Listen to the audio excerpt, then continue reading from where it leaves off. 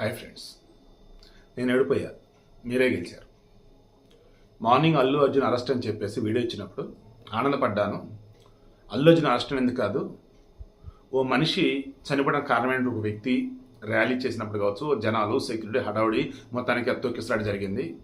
ఇటువంటి జరగకుండాలంటే ఈ మనిషిని అరెస్ట్ చేయాలి, పనిష్ చేయాలి, దెన్ అటువంటి వ్యక్తిని అరెస్ట్ చేశారు అని నేను చెప్పాను. దాని కింద 10 కామెంట్లు పెట్టారు. ఎస్పీ గారు చూస్తూ ఉండండి, సాయంత్రం లోపు అతను బయటకు వస్తాడు. శివప్రసాద్ గారు జస్ట్ పోలీస్ స్టేషన్కి వెళ్తాడు, విచారణ జరిగింది, 41 నోటీసులు బయటకు వస్తాడు. ఎస్పీ గారు నాన్ బెయిలబుల్ కేసు అది, అయితే నాంపల్లి కోర్టు లేదన్నప్పుడు హైకోర్టు ఎక్కడో చోట బెయిల్ వచ్చి చూడండి. లైక్ అన్నీ ఆల్మోస్ట్ ఇలాగే ఉంది. ఇందాక నాంపల్లి కోర్టు అతనికి 14 రోజులు రిమాండ్ విధించింది. చెంచులు కూడా జైల్లోకి ఆల్రెడీ వెళ్ళాడు. ఈవెన్ అతనికి సెల్ ఎక్కడ కేటాయించడం కానీ ఫార్మాలిటీస్ ఇచ్చేసి అతనికి ఒక నెంబర్ కూడా ఇస్తారు, జైల్లో ఉంటే అది కూడా ఇచ్చి ఉండొచ్చు. అకస్మాత్తుగా హైకోర్టు మధ్యంతర బెయిల్, ఒక బాండ్ మీద షూరిటీ అన్నట్టుగా వాళ్ళు మెన్షన్ చేస్తారు, ఏమేమి కండిషన్స్ పెట్టింది, వాటి మీద సైన్ చేసి దానికి బయటికి రావచ్చు. అది కూడా యాక్చువల్గా ఏంటి, నాకున్నటువంటి ఐడియా ప్రకారం మీకు ఏదైనా బెయిల్ వచ్చింది, దాన్ని మీరు జైలు నుంచి బయటికి రావాలి.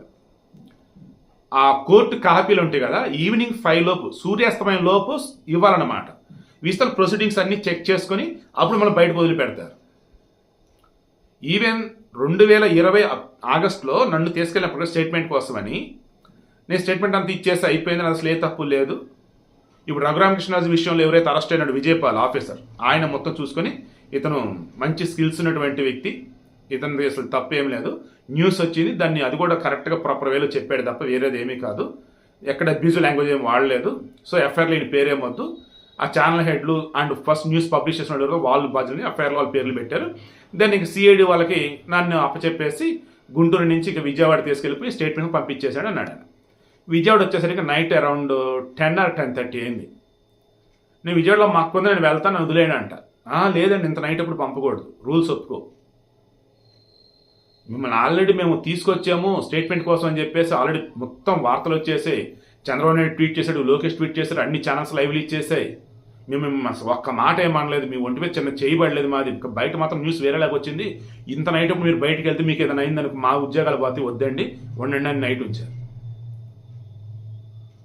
అది నార్మల్ వాళ్ళకి. ఇప్పుడు మీరు అన్న కూడా అదే కదా శివప్రసాద్ గారు, నార్మల్ వాళ్ళు వేరు, సెలబ్రిటీలు వేరు, డబ్బు వేరు, నార్మల్ వేరు అన్నారు కదా. ఇప్పుడు అదే అయింది. హైకోర్టు ఏమంది, ఇమ్మీడియట్గా రిలీజ్ చేయండి. టైం ఆల్రెడీ అరౌండ్ ఎంత 6 అవుతుందా? ఈ హైకోర్టు ఇచ్చే ఆర్డర్స్ ఉంటాయా? ఇన్ కేసు అవి మెయిల్ పంపినా, ఫ్యాక్స్ చేసినా, చెంచులు కూడా వెళ్ళేసరికి ఒక 1/2 గంట 10 నిమిషాల, లేదు డైరెక్ట్గా వెళ్ళేసరికి పక్కనే కాబట్టి 1/2 అవర్, అంత అయ్యేసరికి 6:30 7.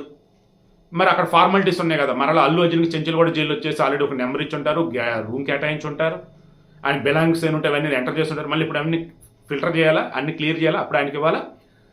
ఈజీగా అరౌండ్ 9 అయింది ఆయన అరెస్ట్ ఉంటారు, విడుదల అయ్యేసరికి మేబీ 8కైనా ఆయన విడుదల కావచ్చు, సెలబ్రిటీ కాబట్టి. సో ఓవరాల్గా ఏంటి, జైల్లో హార్డ్లీ ఉంటే ఒక 2 గంటలు 3 గంటలు ఉన్నాడు, వచ్చేస్తున్నాడు బయటికి. పోలీసుల అదుపులో మధ్యాహ్నం 12 గంటల నుంచి ఇప్పుడు వచ్చేసి 8 గంటల వరకు అందుకున్నాం. హార్డ్లీ అంటే 8 గంటలు అంతే, ఓ పూట అన్నట్టు, లేదంటే ఒక రోజు జాబ్ అన్నట్టు. అది కూడా ఎలా ఉంది, ఆయనకి ఓ షూటింగ్ పర్పస్ కోర్టుకి అటెండ్ అయ్యాడు, ఓ షూటింగ్ పర్పస్ పోలీసుల మధ్య ఉన్నాడు, ఓ షూటింగ్ పర్పస్ జైల్లో ఉన్నాడు, దట్స్ ఇట్. నేను అల్లు అర్జున్ వదిలిపెడతాన్ని నేనేమి తప్ప అంటలా, అల్లు అర్జున్ వదిలిపెడతాను చూసి సామాన్యుడికి అన్యాయం జరిగింది నేను అలా అంటలా. ఇదే స్పీడు నార్మల్ వాళ్ళ విషయంలో ఉంటుందా? కోర్టులు కానీ లాయర్లు కానీ పోలీసులు అసలు చేస్తున్నారట. మార్నింగ్ ఎంతైతే సంతోషపడ్డాను, ఇప్పుడు అంతే బాధపడుతున్నా. అల్లు అర్జున్ విడుదలవుతున్న బాధ కాదు, ఒక మనిషి చనిపోవడానికి కారణమైన ఓ వ్యక్తి ఇప్పుడు విడుదలవుతున్న విధానం చూస్తే కోర్టులు ఎంత ఫాస్ట్గా ఉన్నాయంటే, సిస్టమ్ ఎంత ఫాస్ట్గా ఉంది అంటే, సెలబ్రిటీని విడుదల చేయాలి, సెలబ్రిటీలు ఒంటి మీద ఏగ వాలకూడదు అన్నట్టుగా చూస్తూ ఉంటే సీరియస్లీ.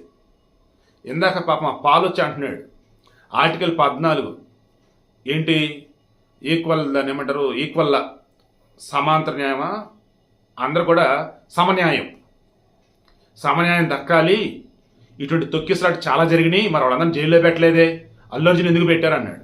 తర్వాత ఆర్టికల్ 19 ఫ్రీడమ్ ఆఫ్ స్పీచ్ కింద నేను అడుగుతున్నా చెప్పండి అన్నాడు.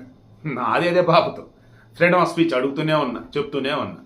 ఎనీవే అల్లు అర్జున్ విడుదలయ్యాడు. భాస్కర్ కేసు కూడా విత్డ్రా చేసుకోండి అంటున్నాడు.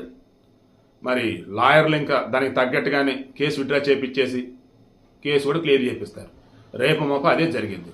ఇక మధ్యంతర బెయిల్ దానివల్ల ఇంక ఉపయోగం ఉండదు, ఆల్రెడీ కేసే కొట్టేస్తారు కదా. సో మధ్యంతర బెయిల్ ఇచ్చిన తర్వాత కొన్ని డేస్ పెడతారు, కొన్ని కండిషన్స్ పెడతారు, ఆ తర్వాత రెగ్యులర్ బెయిల్ ఇస్తారు. ఈలోపు కేసే లేదనుకోండి, ఇంక బెయిల్ ఉంటేది, బెయిల్ లేకపోతే కేసే లేదు కదా. ఖచ్చితంగా జరగబోయేది అదే నాకైతే అనిపిస్తూ ఉంది. సో వీడియోలో నేను మెన్షన్ చేయలేదు, చిరంజీవి గారికి సంబంధించేసి మరి అర్థం ఆయన కనుసనల్లోనే అన్నట్టు మీరు మెన్షన్ చేసే తమ్ముళ్ళు పెట్టారు ఏంటి అని చెప్పి మీరు అనొచ్చు. చిరంజీవి గారు రాబోతే ఆయన రావద్దని ముందే పోలీసులు చెప్పారు, కానీ ఆయన మనసు ఊరుకోవాలి. ఆయన తమ్ముడు నాగబాబుని పంపారు, త్రివిక్రమ్ని పంపారు, దిల్ రాజులు అందరూ వచ్చేస్తున్నారు. ఏం చేశారు? ఇంకా హైకోర్టులో కీలకంగా ఎవరైతే ఉన్న విషయాలను చెప్పి జడ్జిల్ని మెప్పించగలరు, మధ్యంతర బెయిల్ వచ్చేలాగా ఎవరు చేయగలరు ఏంటని చెప్పేసి చెక్ చేసుకోవడం కావచ్చు, వెనకాల ఉండి గైడెన్స్ ఇవ్వడం కావచ్చు, మొత్తం నడిపించింది ఎవరు ఏంటన్నప్పుడు చిరంజీవి అని మనకు తెలుస్తాను. బట్ ఆయన పేరు ఎక్కడ బయటికి రాదు. నేను మరలా చెప్తున్నా, చిరంజీవి గారి పేరు ఎక్కడ బయటికి రాదు. నేను క్రాస్ చెక్ చేస్తే నాకు తెలిసింది ఏంటంటే, సిస్టమ్ గురించి మొత్తం తెలిసిన వాడిగా ఎవరు ఎలా ఏంటన్నప్పుడు చిరంజీవి గారు మొత్తం గైడ్ చేసినట్టు నాకు తెలుస్తాను. ఇక బెయిల్ వచ్చేసి ఎలా ఏంటనేది మనం ఎంత చెప్పలేదు, మధ్యలో నాకు మొత్తం క్రాస్ చెక్ తెలిసింది.